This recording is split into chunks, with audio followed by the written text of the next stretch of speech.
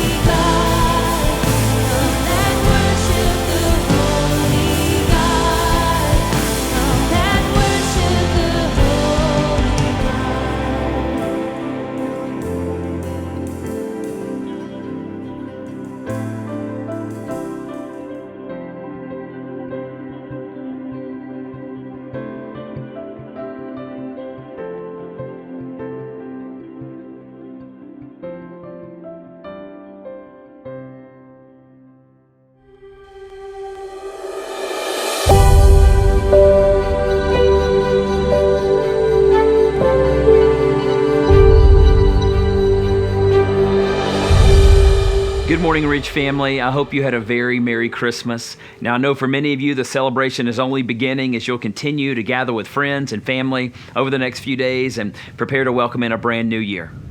You know, for most of us, we try to hold on to Christmas as long as we can. We spend months decorating, baking, gift wrapping, listening to Christmas music, watching Christmas movies, gathering with family, and eating way more than we probably should. And then all of a sudden, in one 24-hour period, it's all over.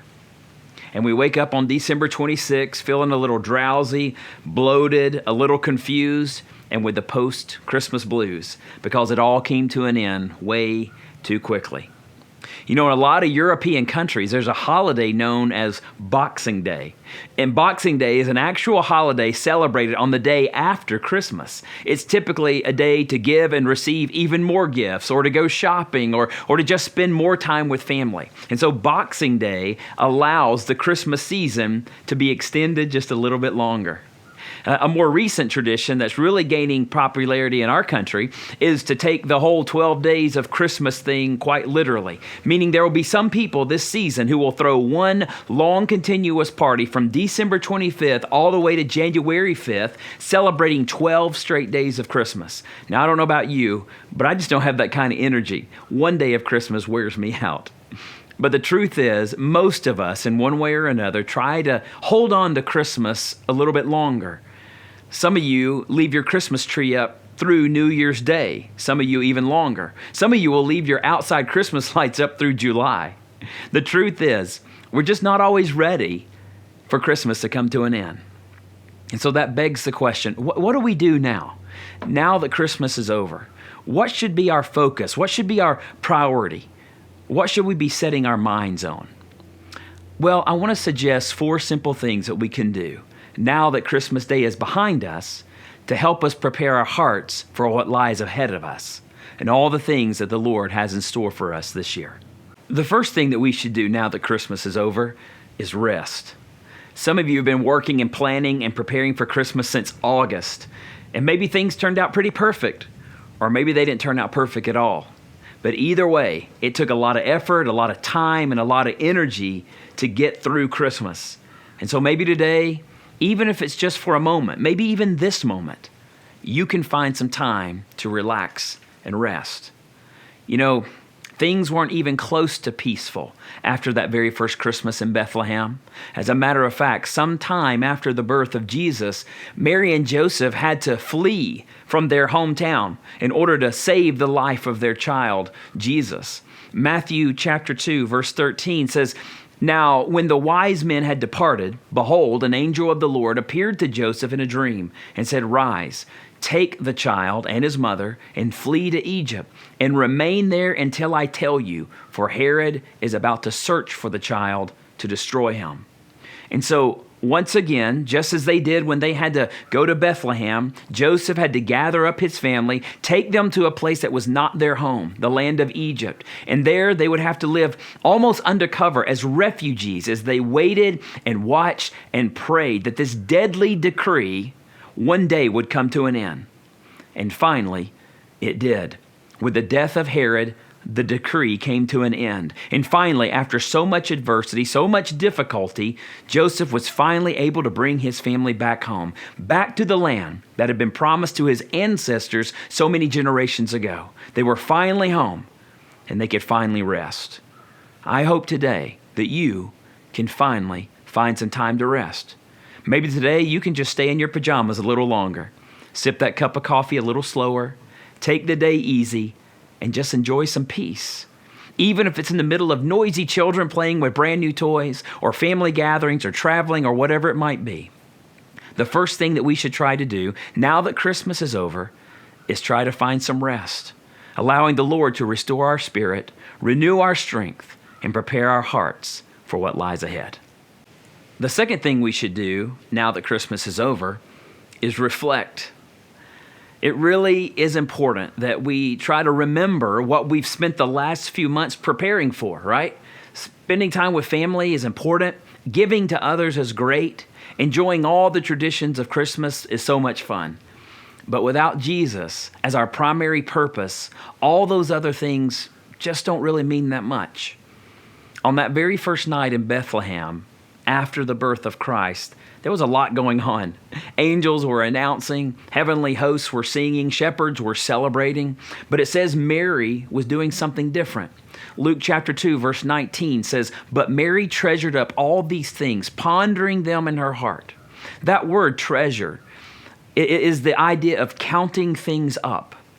Almost like making a mental list so you don't forget a single detail. It's what we do at the end of a busy day when we try to remember everything that we were supposed to do. It means to lay out the events of our day in our minds and then go beneath the surface to fully understand what all those things mean and why it all happened the way it did.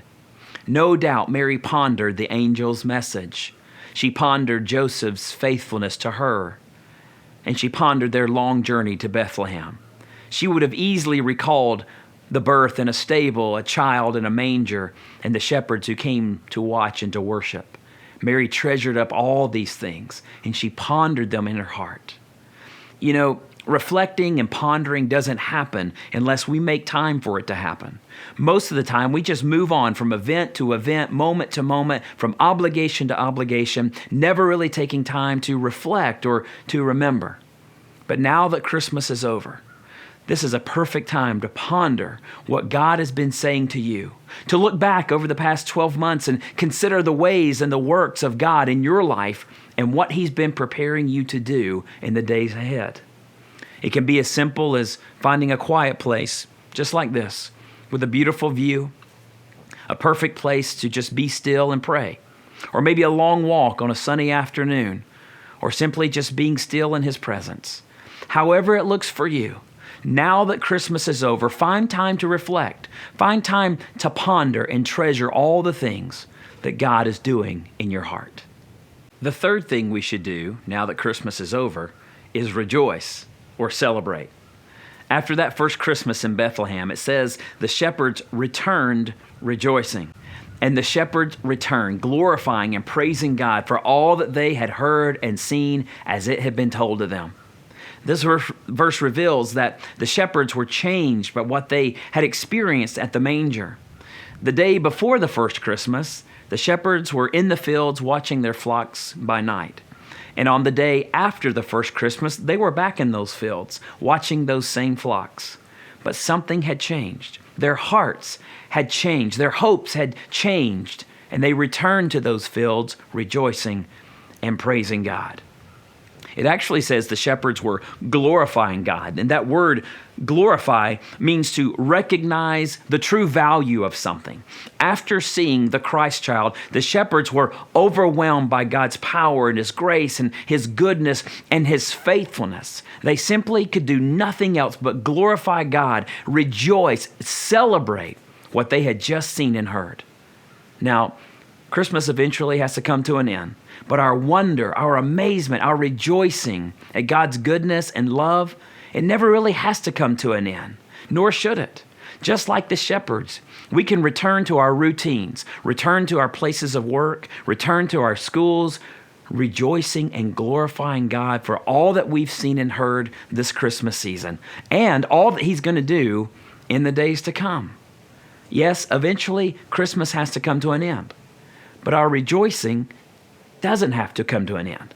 We can glorify Him every single day for everything that He's done and everything He's going to do. So now that Christmas time is over, we should rest, we should reflect, and we should rejoice. But there's one more thing. Now that Christmas is over, we should get ready. What I'm talking about is getting ourselves ready for whatever it is God has for us in the coming year, both as a church and as individuals.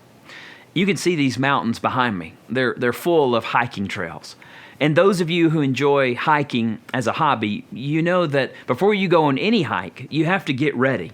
Maybe you have to put on the right shoes or the right boots. You have to get the right gear.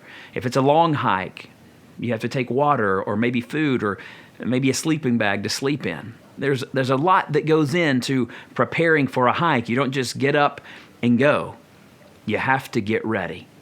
And that's what I'm talking about. I'm reminded of Acts chapter 1, verse 11. This was following the ascension of Jesus Christ into heaven.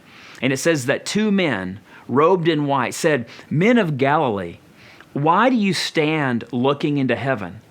This Jesus who was taken up from you into heaven will come in the same way as you saw him go into heaven. In other words, they were saying, why are you standing around staring into the sky? Jesus is not here physically like he was. One day he will be again, but until that day, you need to get ready because there's work to be done. There's service to be given for the kingdom of God, and God has a specific task for you to fulfill right here and right now. So get ready. We should always be ready, not just by standing around and staring into the sky, waiting for Jesus to return, but by using the gifts and the opportunities God has given us here and now to make a difference in our homes and in our communities, in our church, in our world for Jesus Christ. I couldn't be more excited about 2022 and what God has for our church and its mission. First of all, I just want to say thank you to all those who participated in our Be Generous initiative. Your generosity will open brand new doors this year for us to love God, love people, and make a difference in ways that we haven't been able to before. So thank you for your generosity. And if you haven't had the opportunity to give to the Be Generous initiative, you can go online to our website at theridge.cc. There you can click on Be Generous and you can give there. But thank you for your generosity. And you know what? I'm looking forward to 2022 because our spiritual emphasis is going to be on unity. And together, we're going to do more than we've ever done as a church to bless our community and our world. God has a plan for the Ridge, and that plan involves you, a place to serve and to make a difference. And so what do we do now that Christmas is over? Well, hopefully today you can find some rest and allow the Lord to restore your strength and renew your mind. Hopefully, you'll have time to reflect on this Christmas season and all that God has done for you and all that he's going to do in the coming year.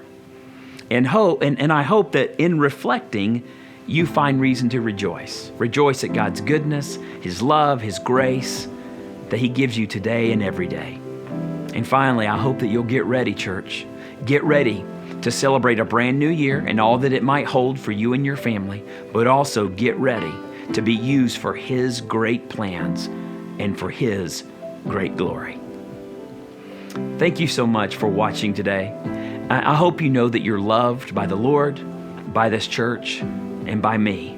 And if there's ever anything that we can do to serve you or your family, please do not hesitate to contact us. I want to leave you with a passage of scripture from the book of Numbers, chapter 6. May the Lord bless you and protect you. May the Lord smile on you and be gracious to you. May the Lord show you his favor and give you his peace. I hope you and your family will continue to have a very Merry Christmas, and I wish you all a Happy New Year. God bless, and we'll see you soon. Wow, what an encouragement to remember to rest, reflect, and rejoice after this holiday season. Thank you all for joining us this morning. And before I let you go, I want you to know that we will begin 21 days of prayer starting on January 1st. We also have a 21 days of prayer guide that is up on our website. And the best way to get to that is by going to theridge.cc/21 days of prayer. We hope you all have a Happy New Year, and we will see you next Sunday, either in person or online.